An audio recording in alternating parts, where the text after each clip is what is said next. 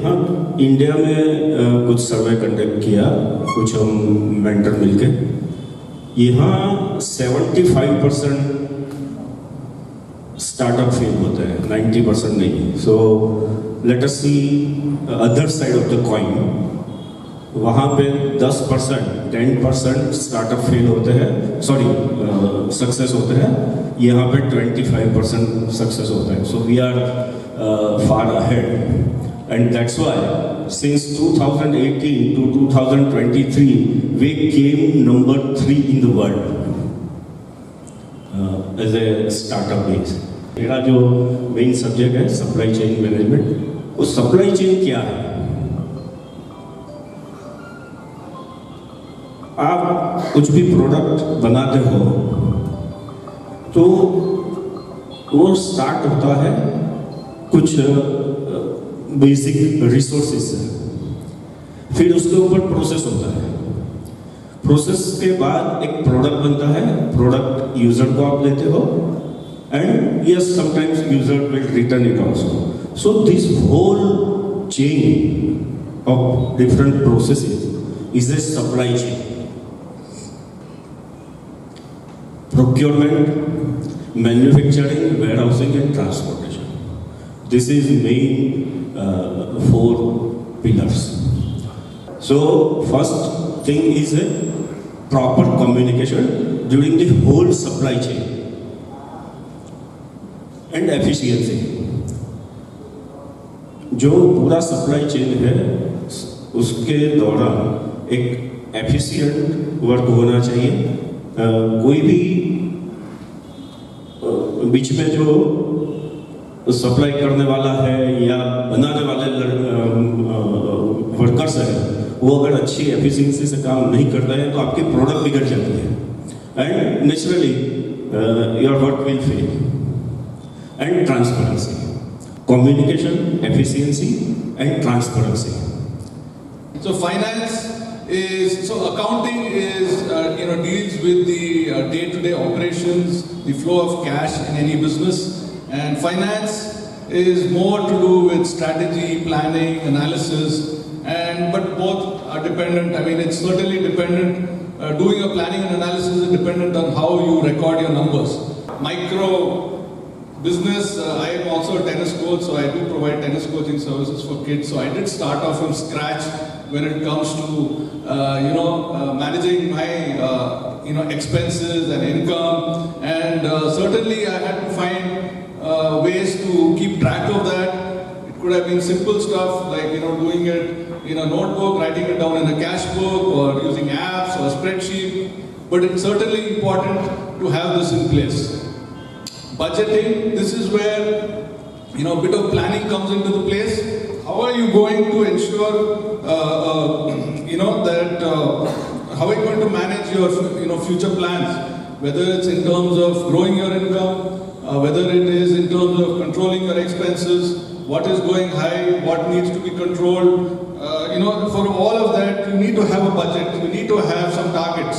And I've actually spoken to a couple of women entrepreneurs myself, and one thing that they all said was that women entrepreneurs, they are able to sell, they are able to get business, but many of you hesitate when it comes to collecting the money. Okay, so cash inflow is very important, cash management is very important. So what is required for organizations as they scale up is to be able to adapt and move to the new technologies or new ways in which you can manage your accounts. There are lots of apps which are there in the market today, but definitely as the organization grows, it is good practice to engage with professionals, whether accountants or auditors, to really put in place those processes that you need to have, in order to make sure that your, let's say, financial reporting is in place, your tax compliances are happening properly. So very important that you again start to consult with professionals who can help you as your business starts to scale. What's most important in marketing, which accounting and marketing relationship? what kind of margins are you making? What's your pricing power? And what's your growth rate? These are two things which are extremely important for any business. Are you scaling or not? And what's your profitability?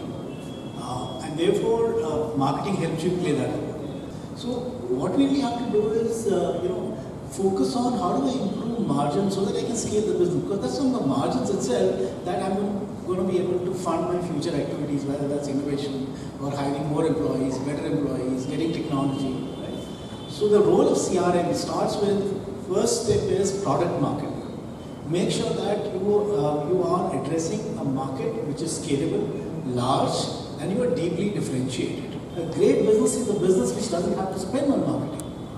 That's a great business. So your goal should be, how do I create such a great product, create so much of value for the customer that I don't have to spend on marketing.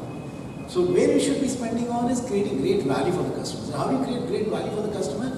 By listening to your customer, by meeting your customers, talking to your customers. Make sure that you are actually solving a real problem.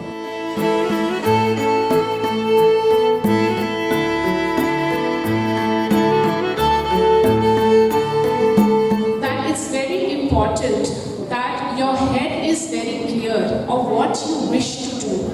It's very important that your product range that you are going to make and sell in the market is very, very well defined, very good quality, and has been market tested.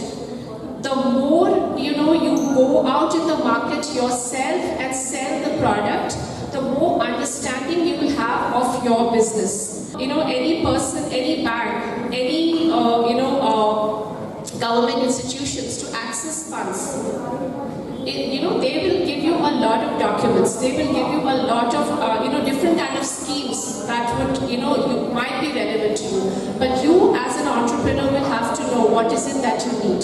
So if your product range is good, if you have a very strong USP which you are trying to sell, believe me, the market will come to your doorstep, because the more visible you become through different kind of exhibitions, through different kind of B2C selling opportunities, your product will become visible. You will have a much wider acceptance of your product. That is the time when you should build your business plan.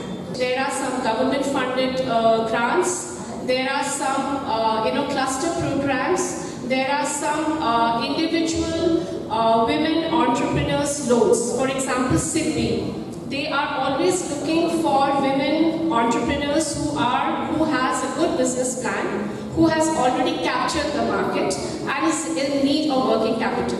You have no dearth of the kind of working capital that they will give you. It is a no collateral working capital that you will get from SIDBI. If you have a business plan which is strong on the marketing side, you will have more, opportunities to access funds. More than, even in setting up infrastructure, setting up your production base, etc. If you have more on the marketing side, you will have more opportunities. One, you need to align your positioning, your pitch, with what the grantee, what the company which is giving the grant, what they're actually looking for. If they are looking for circular economy, then you need to take, let's say, your food products business and focus on that as to how you're actually creating that kind of benefit for the society. Or women empowerment, whatever it is. So make sure that you understand what the objectives of the grant are and align your pitch with that. So make sure that whatever pitch you make a pitch as if you're making a pitch to an investor. You need to show that your business is viable, it is scalable, okay? It is highly differentiated.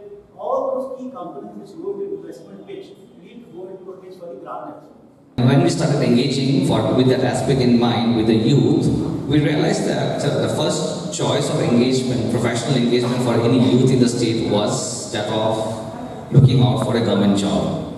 Well, if that did not happen, then the next choice was a private job.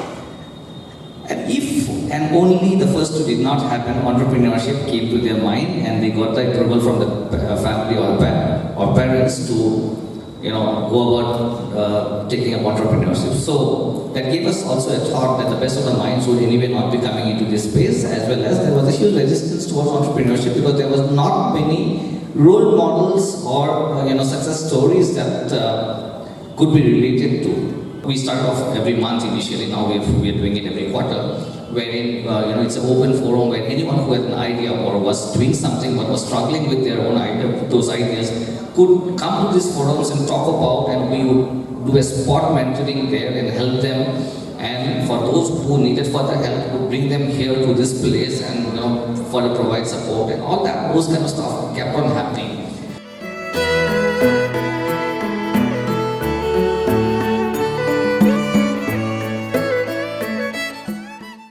We obviously expect problem statement. We expect problem statement, we expect solution. This is a given, right? Actually, someone mentioned this also, that if the problem statement is obvious, then you don't stress too much upon it. Over here, what I would add to it is, you need to know who your audience is.